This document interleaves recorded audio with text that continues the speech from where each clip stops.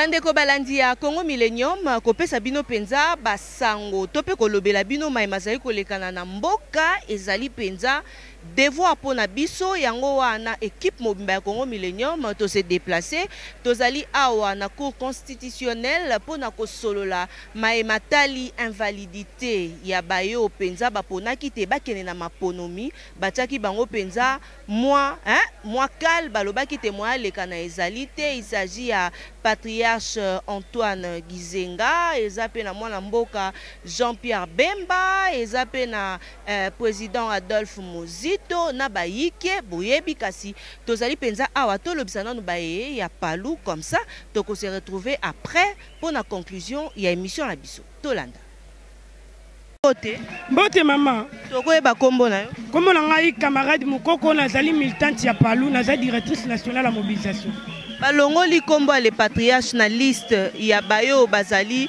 kokene na maponomi pona bato bakolo tope batata bakambi bwa ekolo pona nini. Bon, merci maman na parole au Pessingaï. Na lingina lobaki eza ignorance. Bango bazo banga patriarche nanto komi na kati ya terrain te. Tandis que toyebisaki bango ke mutu azomema biso na mapona meza patriarche Antoine Gizenga. Bango balingaki tokene na ba transition, tokene na ba dialogue. Gizenga ebisi biso transition et salama ya suka ezalaki na 2001. O ezalaki 4+1 ya Gizenga memaki biso na élection. Yewana abateli chef de l'état Joseph Kabila Timo ya lelo poto ke na maponami. Gizenga na 2011 ebisi bana ya palu ba peuple congolais ke ngai na kotia maponomi candidature te na kotia na 2016. To komi na 2016 bana ya Mobutu baza sima na ye mbilinga. Ti Gizenga ebisi biso na kokufa te nzamba ko batelanga po elaka epolaka te. Maintenant to komi na elaka na 2018 yango élection esalama na décembre. Bango bakie ko sala ba miango ba mbilinga balongola kombo ya patriarche. Mama to bondeli bino bozongisa kombo ya patriarche po ebelo to yawa. Biso to za ba parti ba futaka ba mbongo te po ba militant ba ya. Biso to yakawa to ko beta makololongo wati soki wapi po na patriarche. Ba oyo nyoso bazawa na batie ba candidature. Oya memaki indépendance komo na enani. Oya lobaki to kenene indépendance komo na enani soki Gizenga te. Oya lobaki tokene na maponami komo nenani. Ba oyo nyoso babunda pona mboko ba Lumumba ba mulele ba kufa me Gizenga atikali. Kolo histoire azali. Leader akufa raté. Soki acteur ya film akufi, yeba ke film e sili film e baby. Alors Gizenga aza encore vivant, aza présent, aza prêt. Ya kokene na maponami pona kopona Gizenga abima mokonzi. Alors botika biso mbilinga. Ba oyo bino botiki wana oya komema biso na élection kozala te tolingi toyebisa bino ke Mobutu te kozonga lisusu awa te impere kozonga lisusu awa te candidat oyo bino bozolobela wana biso toyebi ete tozala posa ya candidat uta na maboko ya peuple pouvoir c'est que pouvoir eza na maboko na biso bino bokoki kotia mutu te tanke oyo bino bolobi bozala posa bolongola Gizenga awa kuna liboso tricage esalami déjà mais toyebisi bango boye toyebi ke tricage eza mais pouvoir ya Gizenga eloba makala banda epa ya Gimbangu toyebi ke bango bandimaka prophétie te mais prophétie wana ekomi na esika na yango lokola to komi na esika na yango il faut bitumba ezala melonga ezala ngambu na biso balinga te Gizenga kovanda na kiti wana na manière nyonso bango bakolinga bayeba yango ke pouvoir mama makambo na lobi bovandisa yango te bobomba te bolakisa yango na télé bayoka malamu ke Gizenga azali mfumu oyo mokili Kongo mobimba ezozela kolia kolata malamu ezozela eza pa ya bana Kongo bazozela Gizenga avanda na kiti ba oyo nyonso bango bazo préparer wana eloko eza te ba oyo préparer wana banani ba oyo bango batiki kuna neti nani oyo aza na poids ya Gizenga neti nani na poids politique nani okotangelanga nani aza te Gizenga asali na 2006 tomoni ba makambu na ye makambu Gizenga asali na Congo eza ebele Gizenga futi 14 milliards de dollars Gizenga asali makambu ebele Gizenga l'air Gizenga azalaki na kati ya pouvoir dollar ezalaki na 90 lelo eza na combien kaka bato wana tosongisa bango lisusu na pouvoir alors c'est que na 2019 dollar ekokoma na 100 dollar ekokoma na 200 tofuta 10 dollars na valeur ya 20 000 toboyi tolobi ke baracine wana ya Mobutu tozolongola yango bayeba bakita bamata kizenga président na suki wana. Ok. Bonjour les peuples. Les peuples. Nani Mokondi. Nani Mokondi. Pouvoir. Pouvoir. Pouvoir. Nous voulons. Nous voulons. Nous voulons. Voter. Voter. Nazali, coordonnateur national. Il y a mobilisation et propagande. Toye awa. Po nako tala gombete toye po na likambo epesi biso pasi likambo epesi biso pasi vraiment il y a secrétaire général chef du parti Antoine Kizenga yende père de l'indépendance yende bazalaka na tango na kala ti lelo yo atikalaka ye moko. Lelo, il fallait Batumususu ndenge bazalaka à se déclarer forfait à Loba non ngala lembi nangai mais yeti lelo azana lit et commis non yete tina to yeliawa vraiment même o bazo sala musala bazongi sa conscience bazongi sa makanisi bayeba ke papa il faut biso na Congo oyo il faut honorer puisque c'est lui l'histoire du Congo. Yende histoire du Congo ezana maboko na ye. Na tango ezali ke na course oyo azate bomoni ke ekopesa bien te.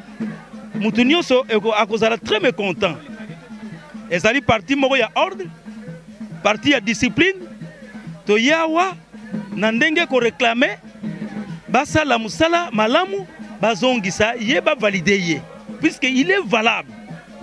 Ti ye ce qui Mzamba kobenga ye comme ça akene na honneur na ye yango tina to yeli awa to yena bitumba te to yena désordre te oyo ezali parti ya discipline ezotalisa ke ye azali masse parti ya masse parti ya population yango na moni base ezoyemba ezobina ezosepela pourvu ke bakonzi mboka batalika muna biso bazongisela biso candidature et secrétaire général chef du parti Antoine Kizenga. En tout cas, je dis et je vous remercie. Motuna moko ya kotuna yo ezali ke to luka penza to yeba. Relation nini bino bayi militant ya palu botikala na yango na Adolphe Muzito. En tout cas, kuna likamono tuningai relation Adolphe Muzito ya zali na makambo ya biso ya palu te.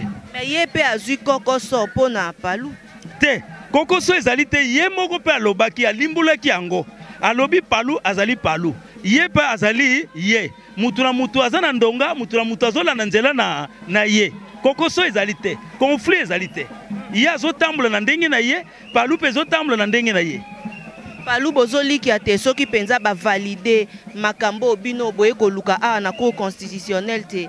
Moi, mboka tope président Nabino a collègue président de la République. Oui, et tant que le père de l'indépendance, tu allez sûr, il faut les cas, puisqu'il faut honorer. D'ailleurs, ce que totali, ba critère nyos.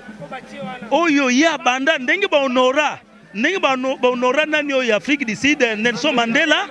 Mutunyo sako ko zonga sima alobi no biso to zongi sima vaut mieux to lekisa et camarade Antoine Kizenga vie na crédibilité na ye na expérience na ye oya sali biso to honorer ye autant plus que to lekisa ye. Donc oui, il faut aller avec fierté ndenge ba honoraki Nelson Mandela ya Afrique du Sud a ou appelle sous faut honorer les sous na RDC. Bakoloba te le patriarche asi akoli ya lembi ya ko kapenza ko sala te. Patriarche akoli mais ye moko azana force na ye azana makanise mutu ezosala mutema ezosala nyonso ezosala akufi nanu te ye alobi lokola bandaki na lite ti ye mpe akóma na suka ya lite ye alembi nanu te aza na force na ye yango wana tina etindaki ye aya kopostule atalisa peuple congolais ye alembi te aza na makasi na ye na respect d'abord nde nazoyamba kosola na yo maloba oyo nazotinda ngo na ba congolais nyonso baza na ba province na RDC mobimba histoire ya politique eza na maboko ya Antoine Kisenga soki to négliger ye c'est que RDC ko bonga te o nazoloba yango nazokomisa suma loba na ba politicien nyonso ya bandundu balingi ranki na pamba ese bazotala ba province baninga te po bango lelo baluka banu to na ba moko te eza pasi na sengi na bango nyonso o baza na majorité o baza na opposant baya epa ya papa Antoine Kisenga ala sa bango nzela po ba kokisa pe ajo ya kokisi toboyi biso na banu vie que partage toboyi biso papa na biso aza très fort papa Antoine Kisenga biso to mola ga yeboyi aza très fort oyo azoloba ke o Antoine Kisenga ko mukola ko boyi lukuta papa na so biso ke aza très fort mukolo ko so ata solo na ye on mona ke papa aza très fort muto ko sa te ke age sali boyi oui age liwe muto za nzambe comment bango bakoloba ke ko mimori akufite aza normal donc nazo ebisa yo mama presse oyo maloba oyo komisa yango nazo bandela ngo bana palu nyonso ba congolais nyonso boza derrière palu palu eza mwinda ya Congo mwinda bato n'importe qui te ko bonga RDC za na boko ya papa wana yenda ko malamu po mboko la biso kene liboso donc on tikali ba baza na poto baza wapi toza derrière palu po palu ndeza histoire ya Congo lelo za na age nini na ba province mususu na ba parti mususu eza na muto za na age yo za nango ese ba kokokisa ngo na betambo libabe bango bazotambola ba kokisa age papa za nango ba kokisa ngo te batika papa la biso aza très fort et puis bazo bang élection pour sur le terrain bo to gagner bango bango bakata ete batika ye sur le terrain to gagner to sala to mo la journée match na biso za wo to banga mutu moko te na 2006 to sala propagande bima ndenge na bima 3e ndenge nini et bongo lelo papa nazo biso tito lo boto za la méchant ko sakala te bazo ba dossier la biso bazo c'est la biso po to za n'ordre to boy bitumba pe palu ezali parti oyo et pe ça respect na batu nyonso parti pe ça respect na parti nyonso za parti munene ba parti mususu ba sale mususu ba 5 ans biso lelo to za na combien des années na kata parti lumbu ba kufi lumbu mulela kufi mubuta kufi atiki biso na parti na biso yo lelo ba parti mitem ke sala la biso 54 ans ceux qui pour la palou toko buna pe tokeli boso 50 ans 54e 50 ans parti ya yikuki mvula mvula kama tano ya bafadi yako pouvoir ba parti baba na mutiza ikazikuki mvula zazi bana baba batasaka na parti yai est-ce que bana yidola sikia ka bafadi bakola Afrika mutu basi l'Afrique Antoine Kizenga bana ka fouet banyaka Afrique noire ba ka kondi bon Afrique noire misende de tom banyaki salu mutanga keke ga sedia Antoine Nzenga misende kanda Afrique noire mu busomi bwan kiko batutani yokol batutamula tukumi mapapa ya mapapa bangu batadia batututani bangu batadia batutani mamu tozambi bangu ya tozambot batutani yoko tutakwa yanzalo tutafua esika bakwa hatabu bafoti nyokola bakwa hatabu konti watarikala nzambi kula zulu hati haga ba mvumbi ba wei kikuma batani yokol bakwa hata bafoti nyokola buna kabwa kubuna bagana pouvoir au transition tout quoi qui m'a bagana pouvoir qui élection mais tout tourne qui élection to prendre Antoine Nzenga ka tout le parti en Afrique le bakamba pardon to bosili nchochu to bosili tumba to bosili nzingu to nwana ko nzingu miatu kaka banyaka Antoine Nzenga takabati bole to nuni nimi koma ka parti kinkum to mani simulabu to yambibino awa boye bayango pouvoir oyo eza pouvoir bilaka pe ngongo nango sai nini ekoki na marque nyonso bino bakolinga tokozwa mboka oyo eza na élection te tokozwa yango boye bango ke bafumo stake oyo babengi basoda ya mikuse oyo belge amonaka na 1959 bozo vivre bango na 59 na 59 ezalaki bakoko na biso na bino tozalaki te na 2018 ekomi ntango ya biso na bino to vivre ya yango na marke nyonso bokolinga tokozwa pouvoir oyo mokolo nango eza kizenga pouvoir oyo kolo nango eza kizenga bomata bokita mokonzi ya mboka ayebi yango pouvoir oyo mokolo nango kizenga oyo tosalaki na grande hotel na ye tokozonga susu kuna azongisa buku ya kizenga mpe azongisa buku na ye tosoutenir bamanda mibale lokola ekomi ntango na biso baya nsima na biso tobatela bango na biloko na bango nyonso na moi na suki wana. Merci mingi maman na malobo pe singa inga nazali animateur national ya parti Lumumbisa unifié par l'eau. Eloko tozo senga na peuple congolais so bosela histoire ya mboka oyo. Depuis l'indépendance to mona ka mabela bino ba journaliste tant bozo beta histoire ya Congo bozo caché comme ya Kizenga. Mais tandis que Kizenga ndé moto alongola ka makolo la première délégation ba ko senga indépendance la Belgique. Ba Belgique ba boye ko pesa biso indépendance. Kizenga longola la Belgique ko ganga na radio Moscou. Et pas Gorbatchev. Yango nde Belge alengaki abengi table ronde na Bruxelles pour toute indépendance. Mais tant que beta histoire à Congo comme ya Kizenga bochaka te. Mais boye baka histoire ya solo babomba ka yango te. Soko bombi histoire mukolo ko tomboka contre yo muto bombi yango. Yango to solo baboye. Awa to komi na ngonga ya bilaka to boye makila peuple etanga. Peuple congolais akufi mingi na kati ya mboka oyo. Peuple congolais anyoko mingi.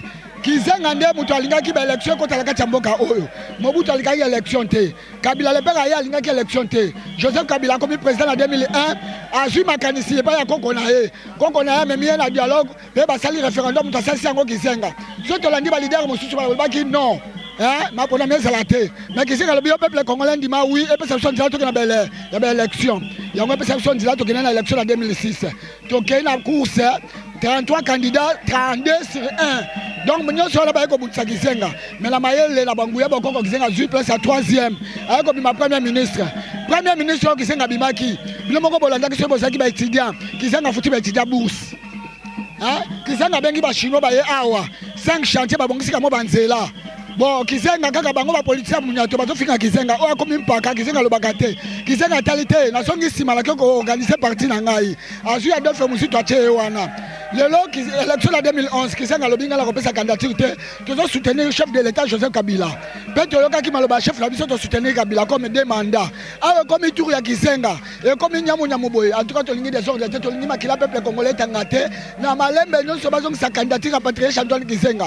Po kimbango lobaki yenda kolongola peuple congolais na boumbu pe yenda kotela misafriki mobimba position nyonso bozolingi la koso bokonzi oyo tokozwa yango soki bolingi na manduki tokozwa yango soki bolingi na kimia tokozwa yango boyeba bambasi esi batelemi basali awa na 59 botula bamindele bakibaki na mboka oyo bamonaki likambo nini mais awa mpe tokomi na ngonga yango merci na suki wana.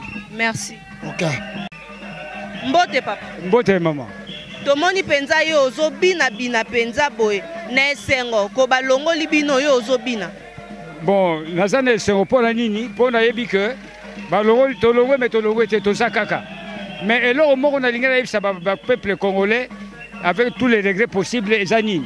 Balobaka monoko ya mukolo et lobaka solo. Mais baloba ebimaka na monoko wana ezalaka nécessaire. Ba congolais bazo saboter, bazo négliger patriarche Antoine Kizenga, bazo de blé de n'importe quoi, moutinho ça comme le Kizenga. Ah, j'ai un handicapé.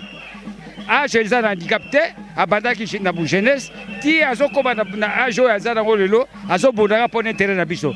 Mais biso ba congolais, to lingi ko yete, to lingi yete, to lingi ko finga ye, mais na lobi na bango basa le rete Kizenga yende muto aza baoba. Yende muto ya un Congo plus beau qu'avant, mutu mususu azate, à part Kizenga. Un Congo plus beau qu'avant et osala nangote. Donc, ba respecter ye, ba tosaye.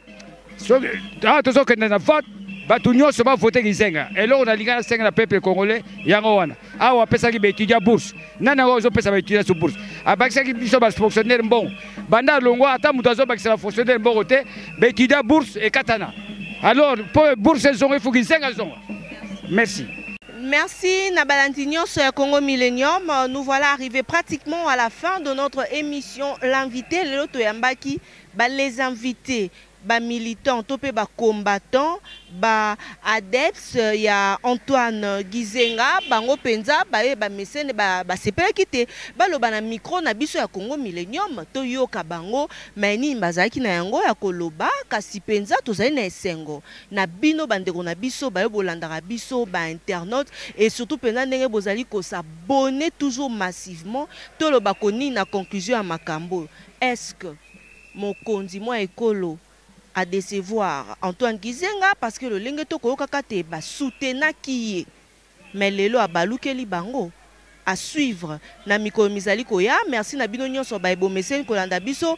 Merci na équipe technique mobimba ya Congo Millennium. Merci na ya Eric Lusandu le noble Maboro Bank. Merci aussi à celui qu'on appelle le number one ya Congo Millennium, Papa Riki di Benzi ensemble avec maman Jolie di Benzi Bobby maman Nguli. Posa maman ya solo ya ngoto bengi yo Nguli quoi. La pomme verte ya Papa Riki di Benzi.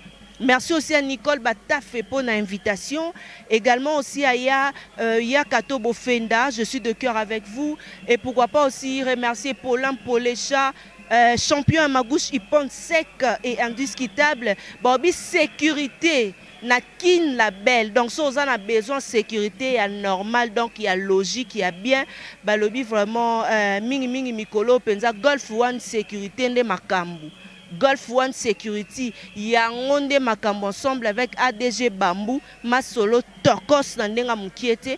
Merci aussi. Na nyonso bomeseni kolanda biso le patron os Osango balobi yonde mikolo makambu Cécile Osango, là où repose la confiance du chef Serge Katembo, et félicitations à toi Karine Songo, et merci à toi Tété Osango, je suis de cœur avec toi, et merci à tout le monde Bino Bayo Bolingara biso, merci aussi à Fifi Songo, merci à tout le monde boza tellement ebele Bino Bayo Bolingara Tatiana Babima Sola Mabanga inbox, merci à tout le monde, merci à toi Jiras Mwanda Babi triple brassard Moussala Papa merci à tout le monde de nous avoir suivis. Kasi boebi déjà d'être soukara nango na masolo ango oh vraiment Nicole Batafe alingara. Merci aussi à toi madame Colette Nzinga balobi ensemble na ONG na yo le Dieu de Moïse, je suis de cœur toujours avec vous. Bobi contact la parce que toi on a besoin nango. Soki nzambe azongite, retrouvez-nous prochainement. Ya Pauline Misaka, merci à toi. Merci vraiment, franchement, ça me va droit au cœur. J'irai monde encore une fois, merci. Soki Nzambe Azongite, retrouvez-nous prochainement, toujours dans la émission, l'invité. Bobo Tobondeko, Eko Bakorenye, Omabota Mabino. Allez, au revoir.